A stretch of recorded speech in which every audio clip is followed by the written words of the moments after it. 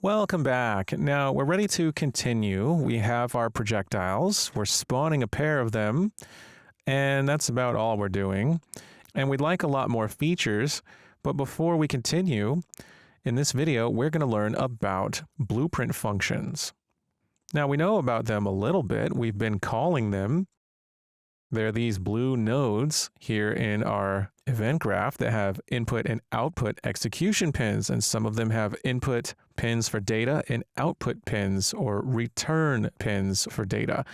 Now, there are a large number of functions that exist already, but we can create our own functions. We can create functions from within an actor, and those functions are going to belong to that actor class, just like our variables do. When we create a function from within an actor class, we often call that a member function. So we can create our own functions. And this can greatly reduce the complexity of our blueprint nodes, as they can get out of hand quite quickly.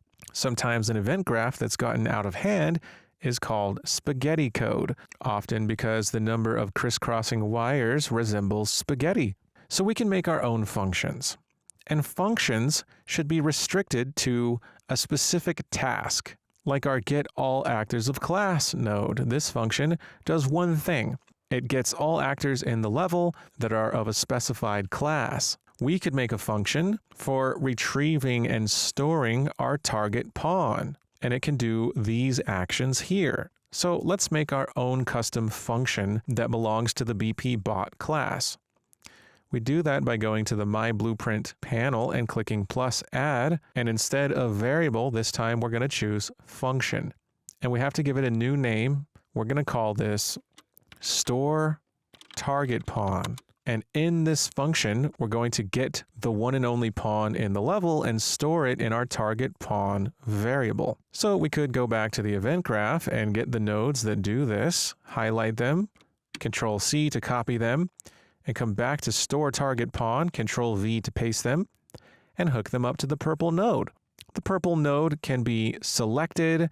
It has its own details panel. We can even add inputs for data here so that our function can have its own input pins, and we'll be doing that later. For now, this is all our function needs to do. And when we call this function, we're going to get these nodes executed. Notice I've been saying words like call. Using a function is also referred to as calling the function. This is terminology from programming. So back in our event graph where we're using these nodes, it's said that we're calling this function. And sometimes you'll hear me say that we're passing data into functions. That's also a programmer term. Passing data into functions is just providing data for that function as an input.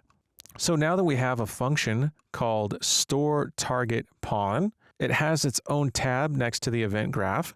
We can close that tab, and we can also open it back up by double-clicking it under the Functions section in the My Blueprint panel. And that opens it back up, and we can make changes if we want to. So when this function is called, it's going to call getAllActorsOfClass, make sure that its first element with an index of 0 is valid, and then store that value in target pawn. So in event graph, we're going to remove the nodes that are doing that. I'm going to highlight and delete them. I'm also going to delete event actor begin overlap because it's in the way. And we're going to call store target pawn. We can do that either by right-clicking and searching for store target pawn. Notice that it's here. It's one of the options now. We can get the node and notice, look, it's a blue function node, but this is our custom function node. Pretty cool, right? Another way to get this node is to simply come over to our functions section and drag store target pawn onto the event graph, and we'll get the node that way. I'm going to delete that one, and we're going to call store target pawn straight off of begin play. And then we can hook the output execution pin to our nodes that follow. So we've just taken a handful of nodes and condensed them down into one handy function that stores our target pawn. Pretty nice. Now, you may have noticed that some of our nodes have input and output execution pins. and some do not, like getSocketTransform. This is a function too, but it doesn't have input and output execution pins.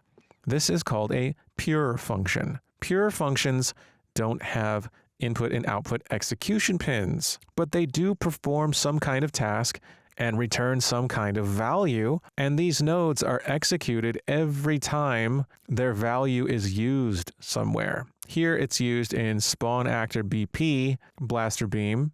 As soon as this spawn actor node needs this value, this pure function will be executed and will return that value. Well, we can make pure nodes as well, but these are typically for performing a quick calculation and returning a value, and that's it. Let's make our own pure function. I'd like to make one for simply finding the correct rotation, the target rotation for our R-interp2 node. We can make a pure function for getting the actor location, using find lookat rotation, and finding the rotation to look from our actor location to the target pawn location. That's what I would like our pure function to do. So I'm going to add a new function in my blueprint. New function. I'm going to call this find target rotation.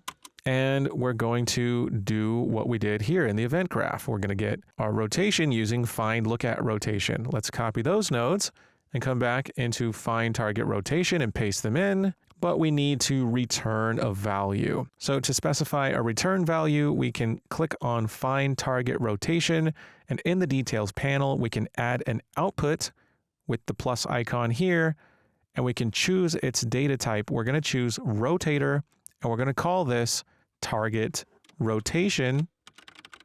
And now our function has a return node, and we're going to return the value calculated here. So we're going to hook that in right there. And if we go back to our event graph and right click and search for our new function, find target rotation, we can get it. Here it is.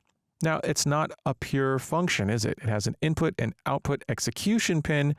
We want this to be pure, much like these nodes here. So we can simply select find target rotation. And in the details panel, we can check the checkbox for pure. It says, force this to be a pure function. Well, yes, please. If we check that, now look at our node. It's nice and compact. It doesn't have execution pins. It only has a return value called target rotation. We're going to hook that in to target and get rid of these nodes as we don't need them anymore because we now perform that calculation with our new pure function, find target rotation. Excellent. Now, the way we've created these functions is actually the hard way. By going and clicking add, creating a function, giving it a name, pasting in nodes, that's the hard way. The easy way is as follows.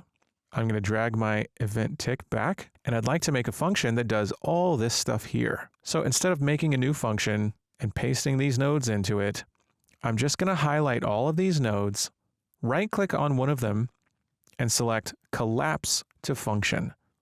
As soon as I do that, they're all collapsed into one handy function, and this function is going to interpolate our robot's location. So I'm going to call this interp rotation. Notice that it automatically has an input of float type called delta time. So highlighting and collapsing to a function is the easy way to make a function. And if we double click on interp rotation, our nodes are here. Our function calls our new blueprint pure function, find target rotation. It's using R-interp2. It's doing exactly what we were doing before, but it's compact into our nice new function. And notice that R-interp2 is hard coding 8 for the interp speed. So why don't we make that an input to our function? We can click on interp rotation and go over to inputs, click on plus, and add an input parameter to our function. That's what these are called, input parameters.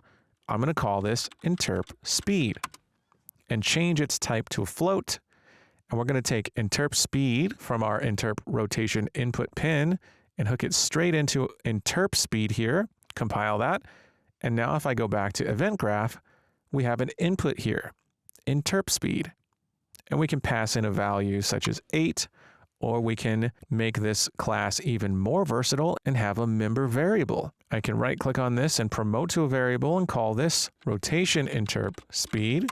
I'm going to compile and just make sure that it still has its value 8 as the default value. So now we don't have to go in and find where it's being used in our event graph.